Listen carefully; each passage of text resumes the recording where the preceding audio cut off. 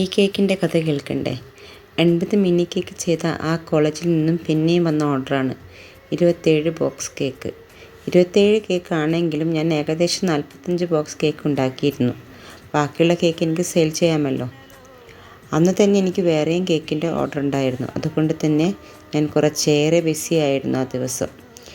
ഞാൻ ബിസിയാകുന്ന ദിവസം എൻ്റെ വീട്ടിൽ ഏറ്റവും കൂടുതൽ സന്തോഷിക്കുന്ന ഒരേ ഒരാൾ എൻ്റെ അപ്പക്കുട്ടനാണ്. ആ ദിവസം അവളോട് ഞാൻ പഠിക്കാനൊന്നും പറയില്ലല്ലോ. ആ ദിവസങ്ങളിൽ ആൾ ഫുൾ TV കണ്ടിരിക്കും. ആ കേക്ക് ഡെലിവറി ചെയ്യാൻ ഏകദേശം രാത്രി 9 മണിക്കാണ് ഞാൻ ഇവിടുന്ന് പോകുന്നത്. പോകുന്ന സമയം അപ്പുക്കുട്ടനുമായിട്ട് പഠിക്കാത്ത കാര്യത്തിന് ചെറിയ രീതിയിൽ ഞാൻ വഴക്ക് പറഞ്ഞിട്ടാണ് പോയത്. ആ ടെൻഷനും ഉണ്ടായിരുന്നു. ഡെലിവറിക്ക് പോയി ഡെലിവറിയും കഴിഞ്ഞ് വീട്ടിൽ തിരിച്ചെത്തി വരുന്ന വഴിക്കാണ് ഓർമ്മ വന്നത്. അതിൽ സ്പൂൺ വച്ചില്ല.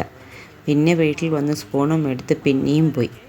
ഇതൊക്കെയാണ് എൻ്റെ ഓരോരോ ദിവസത്തെ കേക്കുകളുടെ കഥകൾ. അപ്പോൾ അടുത്ത കേക്കുമായി ഞാൻ വരാം കേട്ടോ.